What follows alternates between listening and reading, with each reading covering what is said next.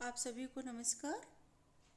College शिक्षा विभाग के एक अभिनव कार्यक्रम ज्ञानदूत के अंतर्गत आज हम लोक प्रशासन विषय के अंतर्गत कौटिल्य को समझेंगे।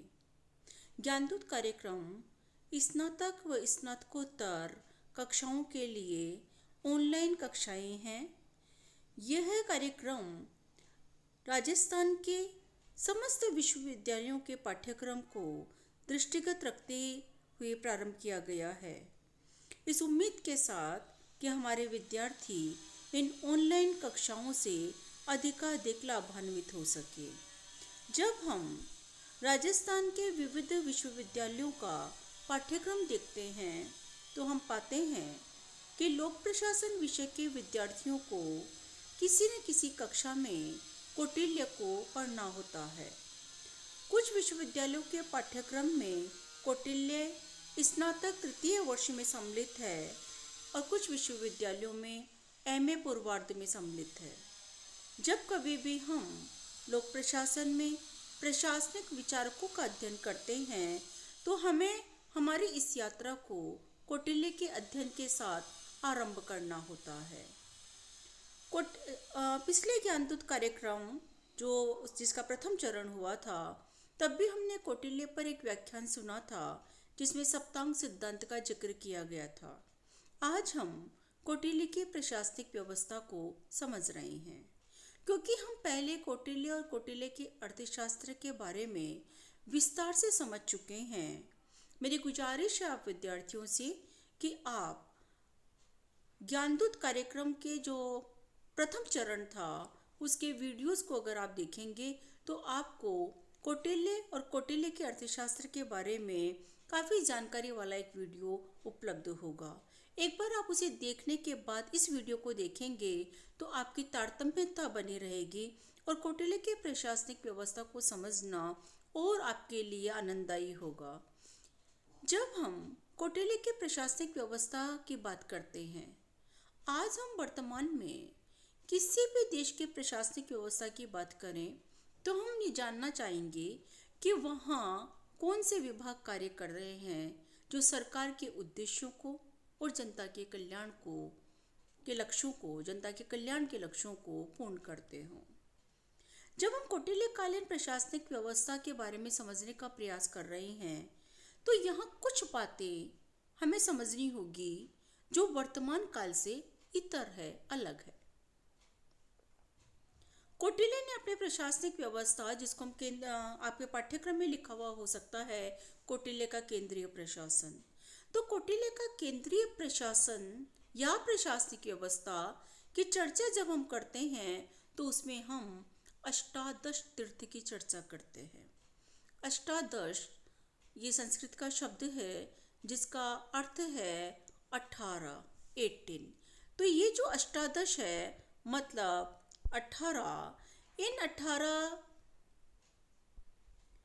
18 तीर्थ मतलब विभाग, डिपार्टमेंट्स।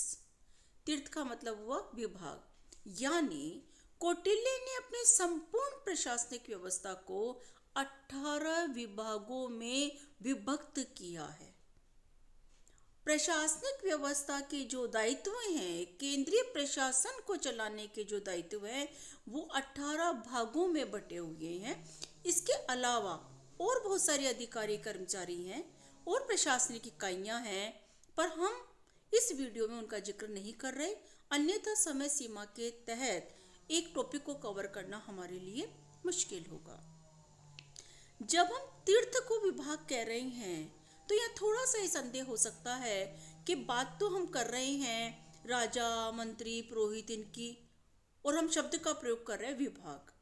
यहाँ ये समझना होगा कि कौटिल्य की प्रशासनिक व्यवस्था आज से लगभग 2500 वर्ष पूर्व की है। यह आज भी प्रासंगिक है, इस पर हम फिर कभी बात कर सकते हैं।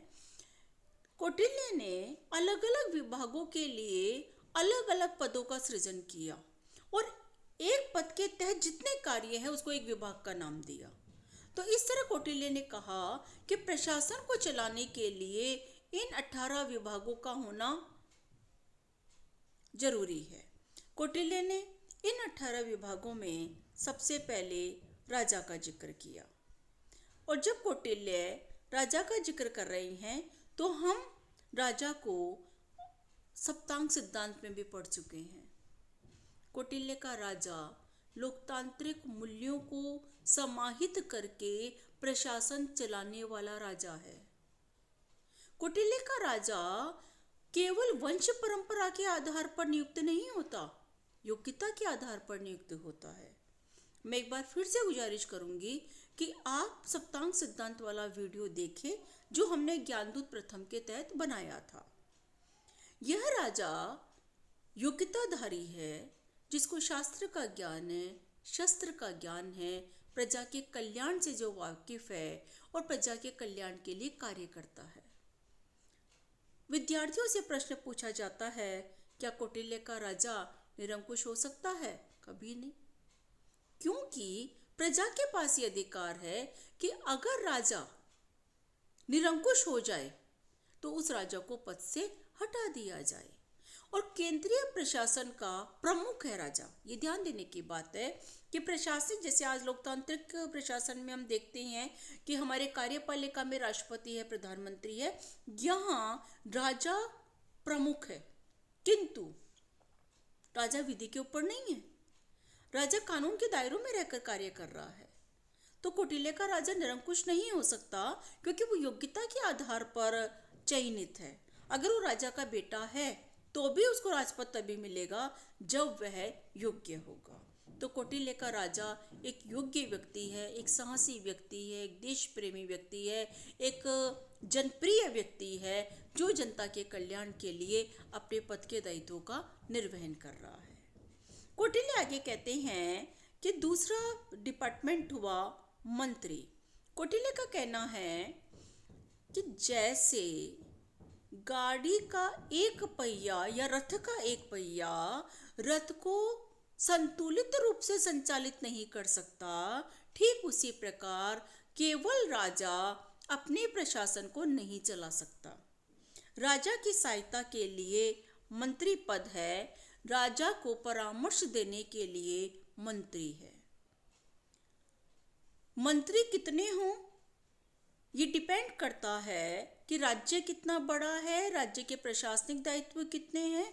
लेकिन कौटिल्य अपनी तरफ से परामर्श देते हैं कि कम से कम 3 मंत्री तो होने चाहिए, ज़्यादा हो सकते हैं पर 3 से कम नहीं होने चाहिए, ये कौटिल्य का मत है। मंत्री विश्वास पात्र होने चाहिए। मंत्री ऐसे होने चाहिए जो प्रत्येक बात को सीक्रेट रख सके, जो हर बात की गोपनीयता को समझ सके और बात को किसी से शेयर ना करे। अगर ऐसा करते हैं तो फिर हो सकता है कि प्रशासनिक व्यवस्था के लिए किसी भी प्रकार का संकट उत्पन्न हो जाए। मंत्री राजा को निष्पक्ष परामर्श दे, निर्भीक हो, डरे नहीं, राजा के सामने सच बोलने से ना डरे। मंत्री को खुद को ज्ञान हो। जब तक उसको विभिन्न विभागों का ज्ञान नहीं होगा, जब तक जनता की आवश्यकताओं का ज्ञान नहीं होगा, जब तक राज्य के संसाधनों का ज्ञान नहीं होगा, मंत्री निष्पक्ष परामर्श नहीं दे सकता। इसलिए कौटिल्य ने कहा कि प्रशासनिक व्यवस्था के एक तीर्थ के रूप में मंत्री उतना ही महत्वपूर्ण है जितना कि राजा। जैसा हम जानते हैं कि प्राचीन भारत, बल्कि सारी ही प्राचीन व्यवस्थाएं धर्म पर केंद्रित थी। नैतिकता, इसको मैं कहती हूँ कि नैतिकता पर केंद्रित थी। और नैतिकता का मतलब है कि ऐसा आचरण जो किसी को कष्ट ना दे। इसलिए कौटिल्य ने अपनी प्रशासनिक व्यवस्था में पुरोहित को अष्टादश तीर्थ में शामिल किया। आप पिछला वीडियो देखेंगे तो आप देखेंगे कि पुरोहित सप्तांग सिद्धांत में शामिल नहीं है, वो राज्य का तत्व नहीं है।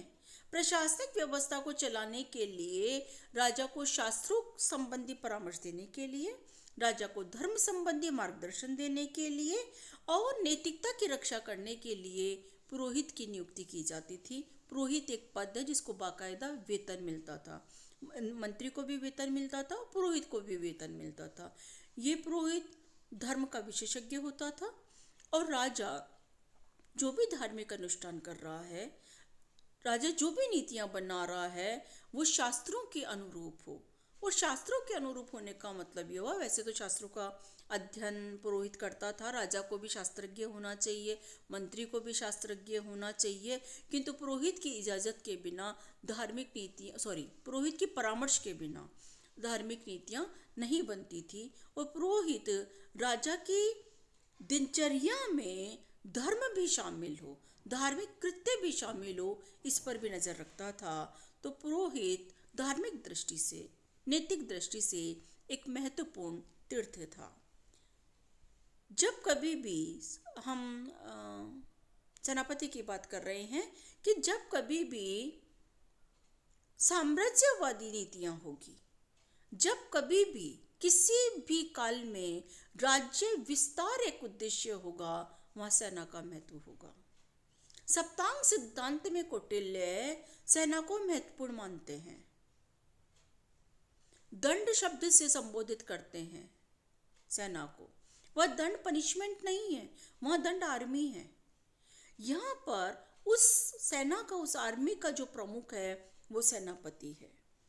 सेनापति देशभक्ति तो हो ही, उसको शस्त्र का ज्ञान होना चाहिए, शस्त्रों का, हथियारों का रख रखाव कैसे हो ये होना चाहिए, वो अपनी सेना में जोश भर सके, वो अपनी सेना में उत्साह भर सके, ये टैलेंट उसमें होना चाहिए, वो सेना को, सैनिकों को प्रशिक्षित कर सके, नए हथियारों के बारे में जानकारी दे सके, ये सारे गुण सेनापति में होने चाहिए। अगर सेनापति योग्य है तो देश की सुरक्षा बहुत स्वाभाविक है कि देश की सीमाएं सुरक्षित रहेगी, देश की सुरक्षा पर किसी भी प्रकार का खतरा नहीं होगा। युवराज, क्योंकि कौटिल्य का काल राजतंत्रात्मक शासन व्यवस्था थी, उस समय राजतंत्रात्मक शासन व्यवस्था में युवराज का पद हुआ करता था, ये आप जानते ही हैं। कौटिल्य ने अपनी प्रशासनिक व्यवस्था में युवराज को बहुत महत्वपूर्ण माना, लेकिन कौटिल्य राजा को निर्देश देते हैं कि राजा का पुत्र अगर योग्य है तो वह युवराज बने। युवराज एक पद है यहाँ पर, तो वह युवराज बने। अगर वह, क्योंकि युवराज भावी राजा है, राजा के न होने पर युवराज ही राज सिंहासन पर बैठेगा, और अगर युवराज में राज्य सिंहासन के अनुरूप अगर योग्यता नहीं है तो वह युवराज नहीं बनेगा। तो कौटिल्य कहते हैं कि युवराज योग्य होना चाहिए, और अगर राजा को ऐसा लगता है कि उसका पुत्र युवराज पद के योग्य नहीं है तो उसे युवराज नहीं बनाया जाएगा, किसी अन्य को बनाया जाएगा, छोटे बेटे को बना दिया जाएगा।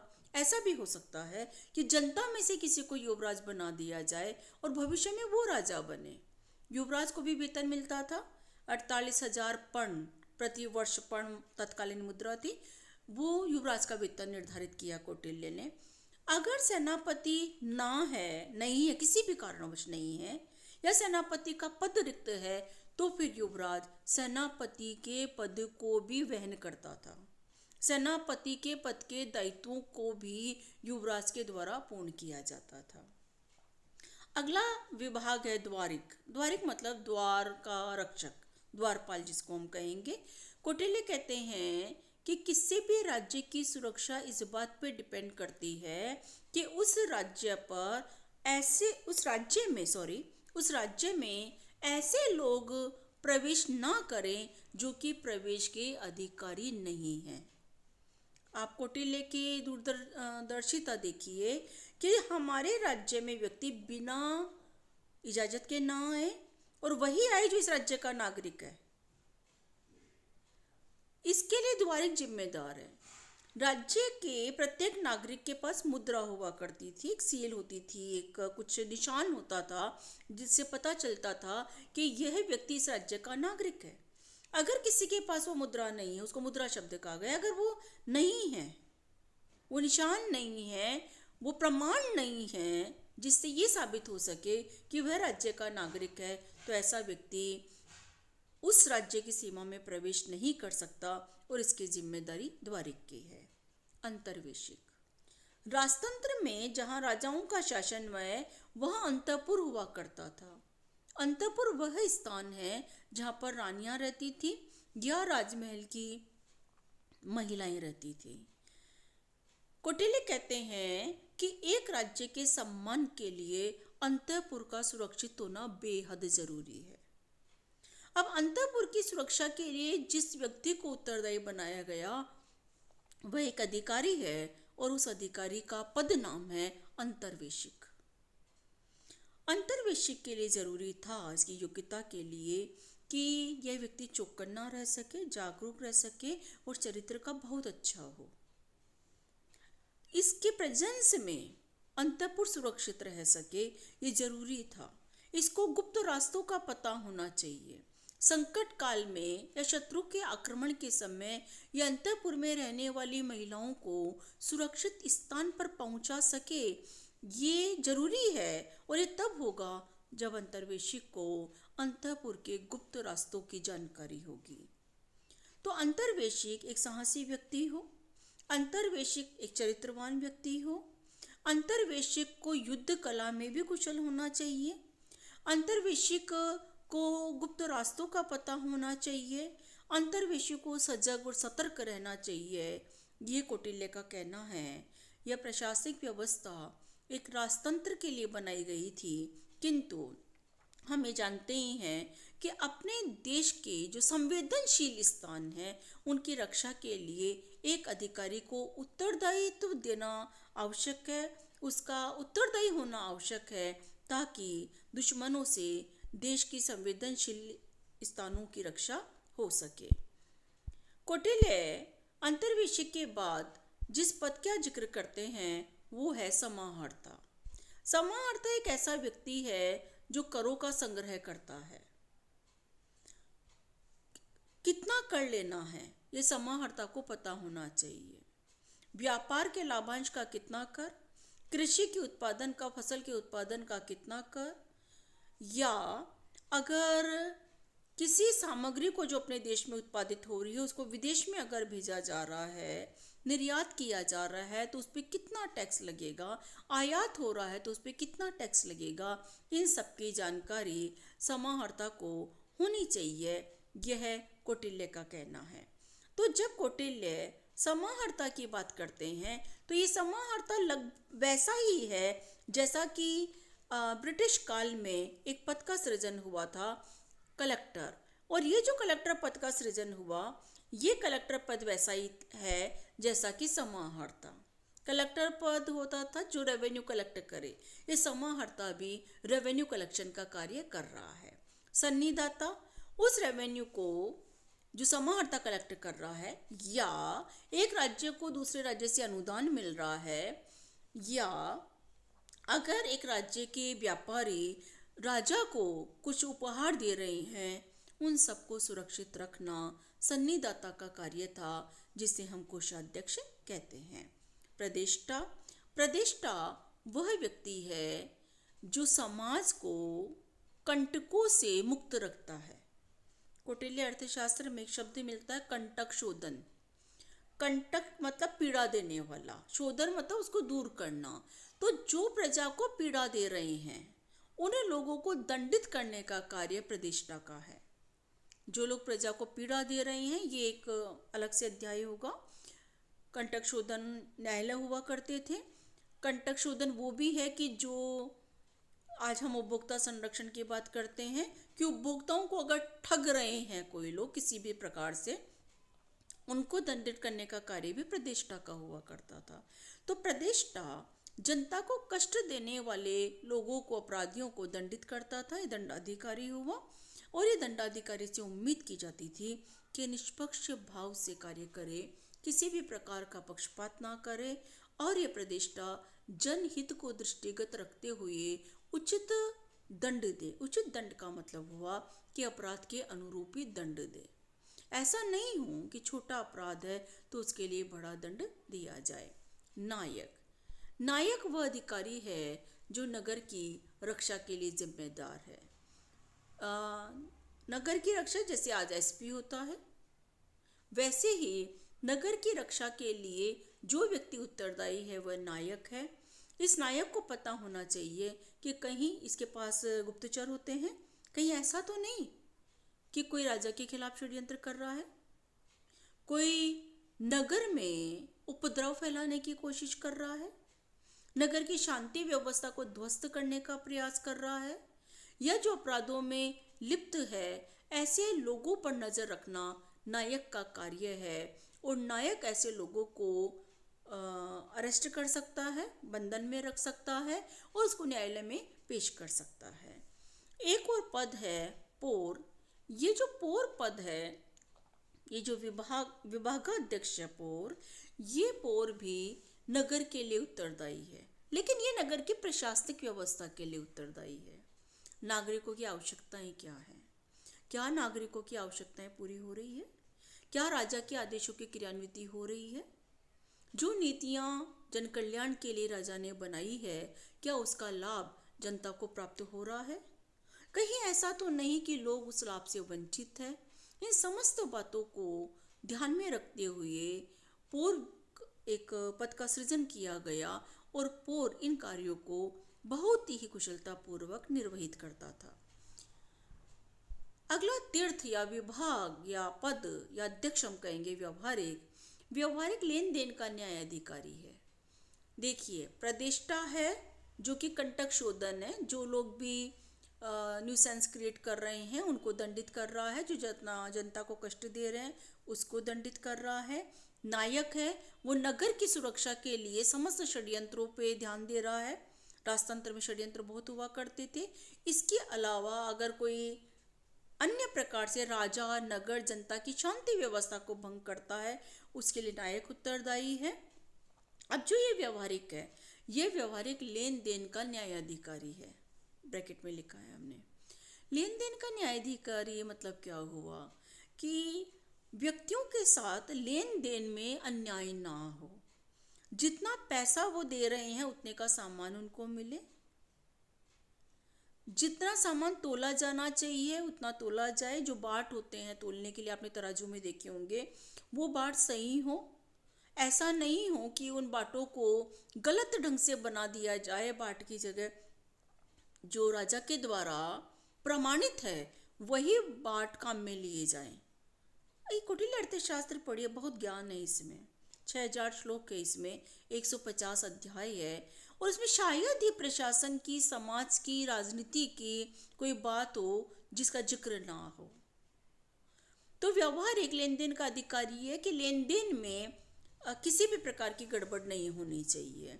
अगर किसी ने ब्याज पर पैसा दिया है या ब्याज पर पैसा लिया है तो ब्याज उतना ही लिया जाना चाहिए जो सरकार के द्वारा यानी कि राजा के द्वारा तय है, उसमें गड़बड़ी नहीं होनी चाहिए। अगर किसी ने अपना कोई गहना, अपनी कोई ज़मीन गिरवी रख दी है तो उसका मिसयूज नहीं होना चाहिए। ये सारे कार्यों को देखना व्यवहारिक की जिम्मेदारी है। और कौटिल्य ने कहा कि केंद्रीय प्रशासन में जनता की भलाई के लिए, जन संतोष के लिए जरूरी है कि व्यवहारिक लेन देन पर नजर रखें। कार्मांतिक देश के विकास के लिए कारखाने बनाए गए हैं। कौटिल्य ने कहा कि कारखानों पर नियंत्रण स्थापित करने के लिए जो व्यक्ति उत्तरदायी होगा वो कार्मांतिक है। कार्मांतिक ये देखता है कि कारखानों में जो लोग कार्य कर रहे हैं उनकी कार्य दशाएं सही हो। कारखानों में जो मजदूर कार्य कर रहे हैं उन्हें समय पर वेतन दिया जाए, वेतन उतना ही दिया जाए जितना राज्य के द्वारा निर्धारित है। तो ये कार्मांतिक वो महत्वपूर्ण पद है जो कारखानों के रखरखाव के लिए, कारखानों के मजदूरों के स्वास्थ्य के लिए, मजदूरों को मिलने वाले वेतन के लिए उत्तरदायी है। मंत्रिपरिषद का अध्यक्ष, कौटिल्य ने कहा कि जो मंत्री, अभी हमने मंत्री के बारे में पढ़ा कि राज्य को सलाह देने के लिए मंत्री होंगे, उन मंत्रियों पर उनका एक अध्यक्ष होगा। वह अध्यक्ष मंत्रिपरिषद की, जैसे आज होता है, मंत्रिपरिषद की बैठकों को बुलाएगा। मंत्रिपरिषद में मंत्रियों के बीच किन बिंदुओं पर डिस्कशन होना है उनका जिक्र करेगा। सॉरी, राजा को क्या परामर्श दिया जाना है, राजा की मंशा क्या है, राजा किस प्रकार की नीतियां बना रहे हैं, प्रशासन का हित किस में है, जनता की मांग क्या है, इन समस्त बातों को मंत्रियों से डिस्कस करने के लिए मंत्रिपरिषद का अध्यक्ष उत्तरदायी है।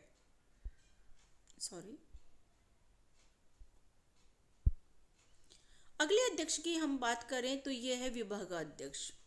कौटिल्य कालीन भारत में कौटिल्य की प्रशासनिक व्यवस्था में कौटिल्य ने बहुत सारे विभाग बनाए हैं। कैसे विभाग बनाए हैं? जैसे अभी हमने कारखाना एक पढ़ा, फिर उद्योग अलग विभाग है, अलग से एक विभाग है जिसमें उद्योगों की बात होती है। वित्त प्रशासन चलाने के लिए अलग से एक विभाग कौटिल्य ने उसका जिक्र किया है। वनों के लिए कि वनों की सुरक्षा के लिए अलग से एक विभाग बनाया है। ऐसे कौटिल्य ने विभागाध्यक्ष की बात की है। अगले कभी हमें अवसर मिलता है तो हम इन अध्यक्षों के बारे में जिक्र करेंगे। कौटिल्य अर्थशास्त्र में बहुत से विभागों का जिक्र होता है और उन समस्त विभागों का एक अध्यक्ष है जो विभागाध्यक्ष है। ये बहुत इंटरेस्टिंग बात है। बहुत से विभाग है, जैसे मैंने कहा वनों का एक विभाग है, वन अधिकारी होता है, आठविक जिसको कहते हैं। शब्द अलग है, शब्द अलग है, उनकी बात छोड़ दीजिए आप, लेकिन अर्थ देखिए वैसा ही है जैसा आज के लोकतांत्रिक व्यवस्था में है। तो प्रत्येक विभाग का, चाहे वो उद्योग हो, चाहे वो वन हो, चाहे वो कृषि हो, कृषि विभाग भी है, सीता अध्यक्ष है, गोरक्षा विभाग है, अश्वों को रखने के लिए एक विभाग है जिसके लिए अश्वाध्यक्ष है, हाथियों को रखने के लिए एक विभाग है जिसका अध्यक्ष गजाध्यक्ष है, उसका नाम है गजाध्यक्ष। तो या आबकारी जैसे आजकल होता है कि शराब के लिए नियंत्रण रखने के लिए, उसके उत्पादन पर नियंत्रण रखने के लिए, उसके वितरण पर नियंत्रण रखने के लिए भी एक सुराध्यक्ष है, उसका भी एक अध्यक्ष है। तो ऐसे बहुत से विभागाध्यक्ष हैं जो विभागाध्यक्ष कुल मिलाकर केंद्रीय प्रशासन को नियंत्रण करने का और नियमन करने के लिए उत्तरदायी हैं। इसके लिए अलग से एक लेक्चर की जरूरत होगी कि कौन कौन से विभागाध्यक्ष हैं। ये विभागाध्यक्ष ऐसे ही हैं जिन पदों का सृजन कौटिल्य अर्थशास्त्र में कौटिल्य के द्वारा किया गया और कौटिल्य के पूर्ववर्ती आचार्यों ने किया। वो आज भी प्रासंगिक है, आज भी वो पद हमें मिलते हैं, ऐसे पद होते हैं आज भी हमारी प्रशासनिक व्यवस्था में। तो विभागाध्यक्षों की बात कौटिल्य करते हैं जो प्रशासनिक व्यवस्था का एक महत्वपूर्ण हिस्सा है। दंडपाल, दंडपाल है सैन्य अधिकारी। ये जो सैन्य अधिकारी, देखिए एक तो है सेनापति, सेनापति है जो जितने भी प्रकार की सेनाएं हैं, जैसे अश्व सेना है, गज सेना है या पैदल सेना है, तो प्रत्येक प्रकार की सेना का कंट्रोलिंग अथॉरिटी एक व्यक्ति है, वो है सेनापति। ये जो दंडपाल है ये सैन्य अधिकारी है। ये जो सैन्य अधिकारी है ये अलग अलग सेना का अलग अलग अधिकारी है। अश्व सेना का अलग दंडपाल हुआ, ये दंडपाल हुआ। ऐसे ही जो गज सेना है, हाथियों की सेना है, उसका अलग दंडपाल हुआ, क्योंकि युद्ध में कौन सी सेना काम में आएगी सेनापति तय करेगा। और उस सेना का जो अधिकारी होगा, सैन्य अधिकारी, वो उस सेना को उस युद्ध के अनुरूप रणनीति बनाने में सहायता प्रदान करेगा, उस सेना को प्रशिक्षित करने में सेनापति की सहायता करेगा। तो सेनापति और दंडपाल मिलकर उस सेना को अद्यतन रखते हैं, प्रशिक्षण में भी अद्यतन रखते हैं, और वो सेना प्रत्येक प्रकार की परिस्थितियों में शांति व्यवस्था बनाए रखने के योग्य हो सके, ये सेनापति और दंडपाल मिलकर करते हैं। फर्क सिर्फ यहाँ होगा कि दंडपाल एक पृथक प्रकार की सेना के लिए है, पृथक पृथक प्रकार की सेना के लिए अलग अलग दंडपाल हैं, और सेनापति समस्त सेनाओं का अध्यक्ष है या उच्च अधिकारी है। और लास्ट में दुर्गपाल। जब हम कौटिल्य के सप्तांग सिद्धांत पढ़ रहे थे तो उन सप्तांग सिद्धांत में हमने दंड की बात कही, यानी सेना की बात कही, दुर्ग की बात भी कही कि देश की सुरक्षा के लिए दुर्ग यानी कि किला होना बहुत जरूरी है, और उन दुर्गों की रक्षा के लिए जो व्यक्ति जिम्मेदार है वो दुर्गपाल है। बहुत से दुर्ग है, दुर्गपाल के अधीन भी फिर अधीनस्थ बहुत सारे कार्य कर रहे हैं, और यह दुर्गपाल दुर्गों के न केवल संरक्षण के लिए, दुर्गों के निर्माण के लिए, दुर्गों के संरक्षण के लिए और दुर्गों के रखरखाव के लिए, दुर्गों की सुरक्षा के लिए दुर्गपाल उत्तरदायी है। तो इस प्रकार कौटिल्य ने हमें 18 विभाग बताए हैं जिससे कि केंद्रीय प्रशासन संचालित होता है। मैं डॉक्टर देवकांता शर्मा, लोक प्रशासन में एसोसिएट प्रोफेसर हूँ। मैं उम्मीद करती हूँ कि आपको कौटिल्य का अष्टादश तीर्थ समझ में आया होगा। आपके कोई भी अगर क्वेरी है तो आप पूछ सकते हैं। यहाँ एक बात का जिक्र कर देना मैं और ज़रूरी समझती हूँ कि जब कभी भी कंपटीशन एग्जाम होते हैं तो वहाँ कौटिल्य से संबंधित कुछ प्रश्न बनते हैं, जिनमें अष्टादश तीर्थों में से किसी तीर्थ के बारे में पूछ लिया जाता है, सप्तांग सिद्धांत में से पूछ लिया जाता है, और एक हमारे बीए और एमए के पाठ्यक्रम का ये महत्वपूर्ण हिस्सा है। और इससे भी ज़्यादा ज़रूरी बात है कि हमारा प्राचीन प्रशासन कितना उदात्त था, ये हमें समझना ही चाहिए। एक लोक प्रशासन के विद्यार्थियों को पता होना चाहिए कि हमारी प्रशासनिक व्यवस्था का आरंभ आज से 2,500-3,000 वर्ष पूर्व हो चुका था। यद्यपि जब से राज्य चल रहे प्रशासन तब से है, किंतु प्रशासनिक विचारों का इस तरह से विवेचन हमें 2,500 साल पहले कौटिल्य अर्थशास्त्र में मिलता है। आप इस चैनल को सब्सक्राइब कीजिए और ज्ञानदूत कार्यक्रम को सफल बनाने में आप भी अपना योगदान दीजिए। बहुत बहुत धन्यवाद आप सबका।